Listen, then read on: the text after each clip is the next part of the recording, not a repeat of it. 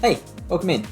This is a series that we call Tournament Takeaway, and I am FishOnAHeater. This is where we take a look at a set of 3 Pokemon Go PvP battles and break them down, see what we can take from them, what we did well, what we didn't do so well, to work out what we can bring into future battles, become better battlers, and hopefully build our way up the arena global leaderboard.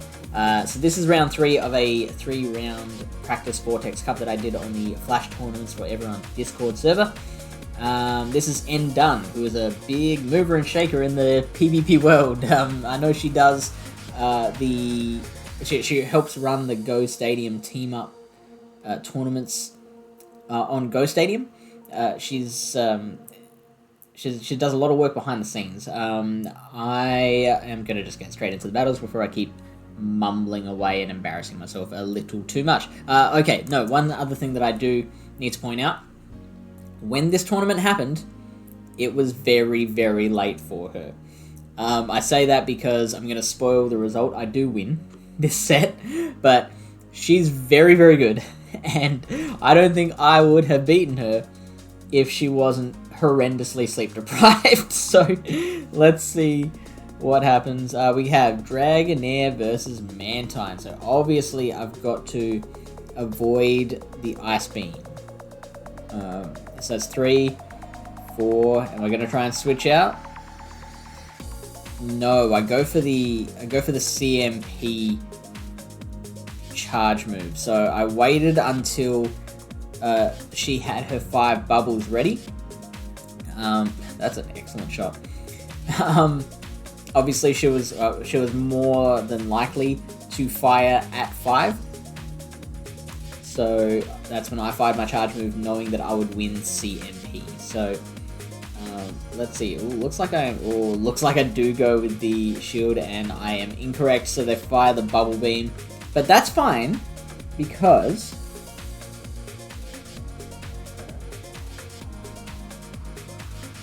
now. Okay, so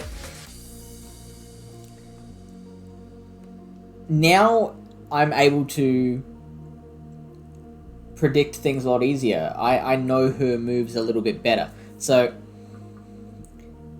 ideally, the best case scenario for me would have been to be able to farm down the Mantine with Dragonair before I could get to another Ice Beam. It would only take 4 bubbles to get to an Ice Beam. A bubble gives you 11 energy, and so 5 bubbles gets you the 55 energy needed for Ice Beam.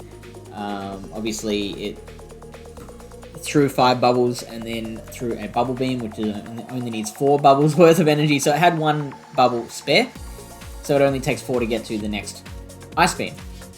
So ideally, like I said, I would have loved to have farmed down the Mantine with Dragonair, but obviously I'd been debuffed, so the Dragon Breath was doing less damage. But I know that when she gets to that Ice Beam again, she's gonna fire Ice Beam. She knows just as well as I do that she's not going to get another charge move out. So she needs it to be the Ice Beam. She's gonna fire the Ice Beam. And so that made it safe for me to catch that with the Blaziken, which can resist the Ice Beam, because I was very comfortable with the idea that it was gonna be Ice Beam. She might have thrown the second Bubble Beam to be tricky, knowing that I might try and swap out and catch, or knowing that her Mantine was about to go down, so wanting the next Pokemon to come in and be able to take it on without it being at full capacity. But you know, if that's the case, then I can just switch that out easily enough. So yeah, the only reason she would have thrown Bubble Beam instead of Ice Beam is if she expected me to switch out. The other thing about this particular move, swapping into the Blaziken, normally Mantine, very good counter to Blaziken, but it's obviously on such low HP that now I don't mind. And if we look at the rest of N Dunn's team, the entire rest of this team doesn't particularly like Blaziken very much. I believe when I've only got one shield, Diggersby is fine against the Blaziken. The rest of the team really not liking Blaziken. So the fact that I can now bring out this Blaziken and it'll take just 2 or 3 counters to finish off this Mantine, and then suddenly I've got Blaziken with the world at its feet and some energy to spend. And sure enough, it is Ice Beam. It does about 1/3 damage, and I do get 2 more bubbles of damage, which does do a big chunk. Like, it takes me into the yellow. But now I've got 3 counters worth of energy, and now Ninetales is the best thing she's got for it. She knows that I've got Dragonair, so that might mean she's got like a Dugong in the back. Might mean she's got Chestnut, because you know she wouldn't want to throw in a Chestnut against the Blaziken.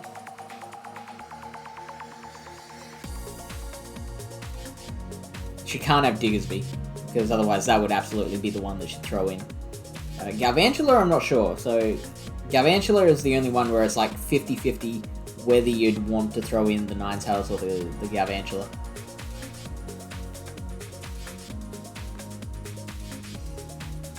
So I go for the bait here because she's obviously got 2 shields. That she did use one, even though we didn't see it.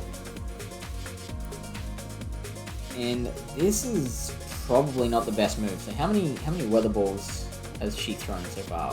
1, 2, 3, 4. So that wasn't Psyshock. I didn't need to spend my second shield there.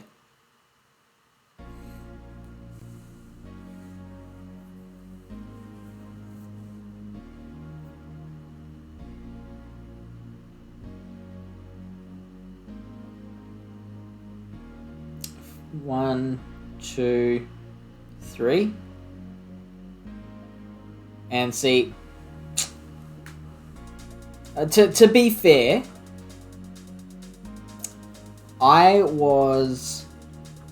if I hadn't shielded, my Blaziken would have gone down anyway. So I guess that's a bit of a moot point, but I was obviously banking on the idea that I could get to a Stone Edge before they could fire off the next Weather Ball, and I was wrong. Let's just double check what wins CMP. I assume it's the Blaziken. Yeah, 142 versus 112. That's a big difference.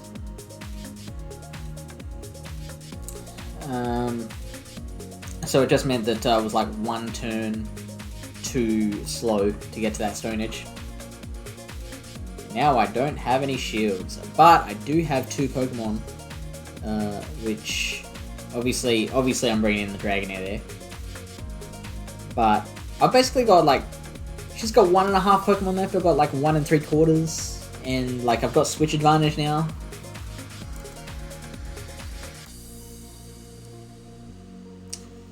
She does switch out straight away and get a Volt Switch off, so that's a big deal. And now, what do I do here? Do I switch out to the Frostlass? How? She had 1 shield left.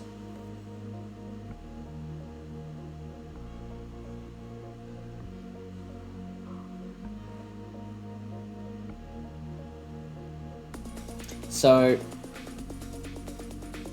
if I switch to Frostlass, she can potentially 1 shield and build up. Galvantula beats Frostlass in CMP, doesn't it?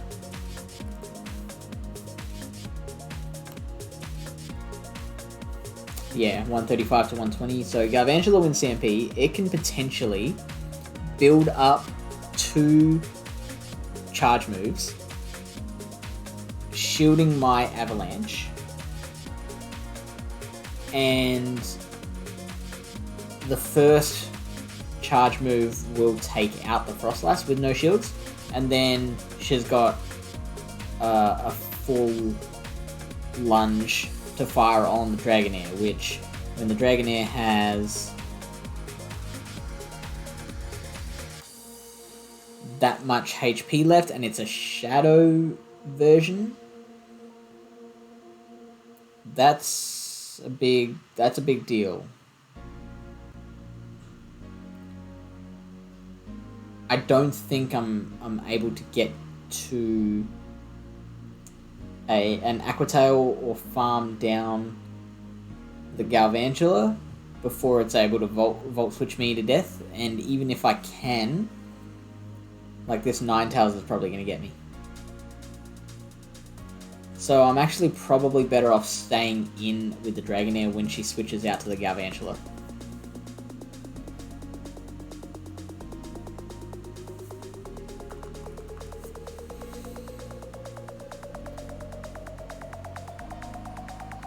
So it looks like I do stay in.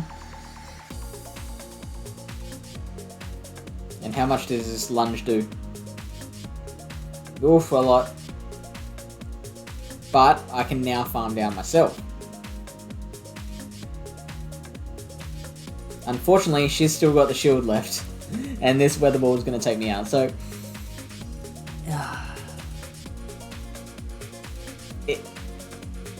by the sound of it, it probably was going to be... you know what I should have done? My best move was to catch the lunge on the Frostlass. So obviously it gets through 1 Volt Switch there.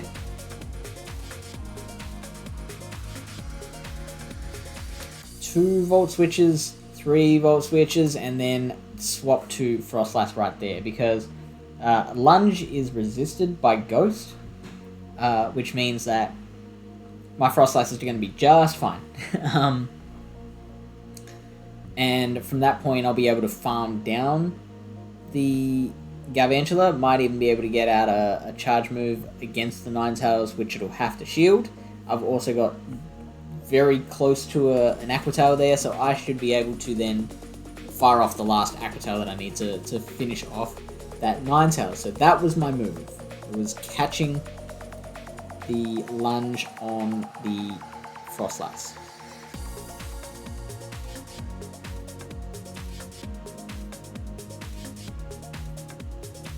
Because I easily get to an Avalanche and a Shadow Ball there before it gets to the Weather Ball. Alright, battle number 2.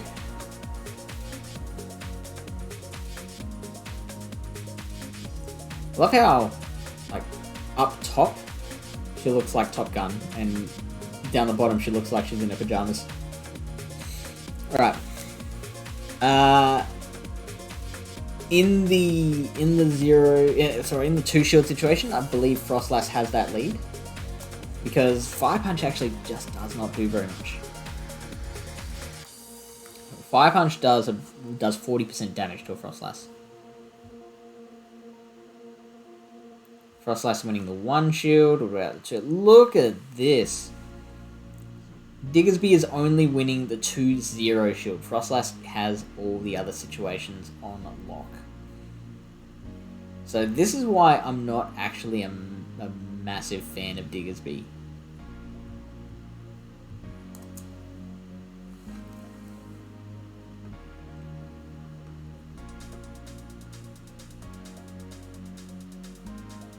Now, was that the best move? Going up for the charge move there. What do I have in the back? I saw this wireless. What else? I've got the... I've got the... So I've got Double Dragon again. Oh, okay. So, the Diggersby is not particularly worried about... Sorry, neither of these Pokemon... None of these 3 Pokemon are particularly worried about Diggersby.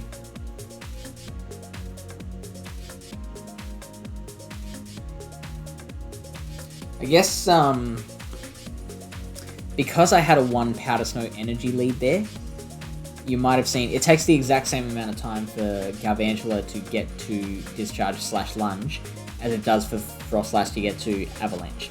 So you can see that I had a 1 Powder Snow energy lead, and I built up 1 more than what I needed, and made sure to fire at the same time. Yes, Galvantula was going to fire first, but I can tank a charge move, whereas Galvantula couldn't. So potentially I could have even tanked that charge move, whatever it was, and then fired mine back, and I would have been one shield up. Is there any particular reason for me to make sure I keep that Frostlass going? Frostlass will be better than my 2 dragons against a Mantine. And it will, of course, be very, very good against Chestnut. So I guess because we'd seen the Mantine in battle number 1, it's not an assumption. It's something we can kind of guess that it might be there for battle number 2. So I'm not particularly against the idea of swapping out here. Especially since, obviously I brought in Dragonair instead of Zweilous, because obviously Zweilous is going to be weak to the lunge. So I can tank a charge move here. Interesting that Endun has shielded here, so obviously wants to get out of lunge and weaken me. So I assume that Diggersby is going to come back out here. I let that go, which, you know, a weaker Dragonair, and she's got... Well, I mean, I still have switch advantage because, you know, as soon as this Dragonair goes down, I'll be able to pick either the Zweilous or the Frostlass and kind of control those matchups for the rest of the battle. But I'm much better off just losing this Dragonair at this point than using my second shield.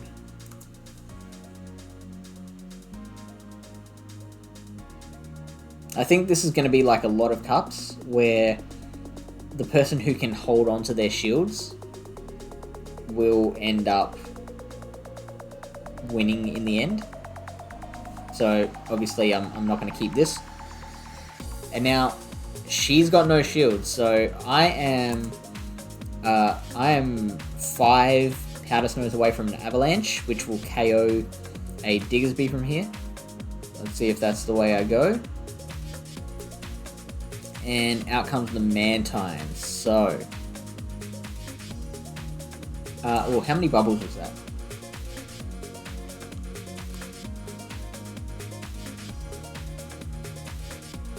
That's interesting that she brought out Mantine.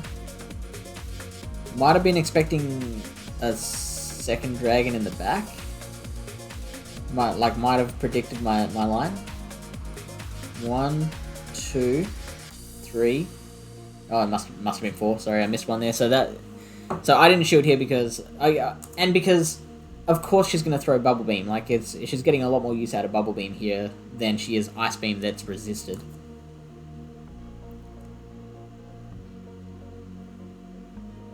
So I built up more than what I needed to. And then I went for the Shadow Ball, because Shadow Ball does more overall damage.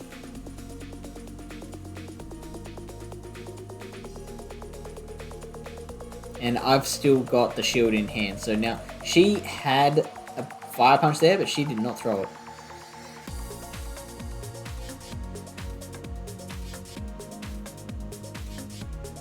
Sorry, let's just wait for it to catch up.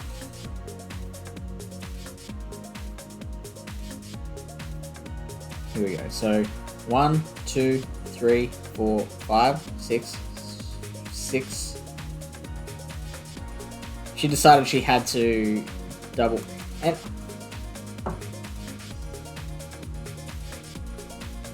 I don't think it matters in the end, but I would probably throw there because maybe I don't end up shielding. Maybe I decide, oh, I want to keep this shield for whatever's in the back, rather than, like, that would be dumb of me, because all I need to do is shield once and then I get to the Avalanche and take it out. But you never know. I would probably have shielded there. Sorry, I would probably have thrown straight away.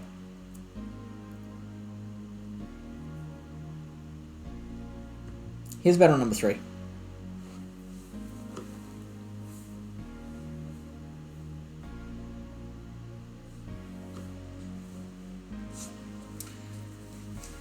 Alright, Galvantula versus Frostlass. We've seen this already. Am I going to swap again? So I didn't swap last time, so this time I did swap.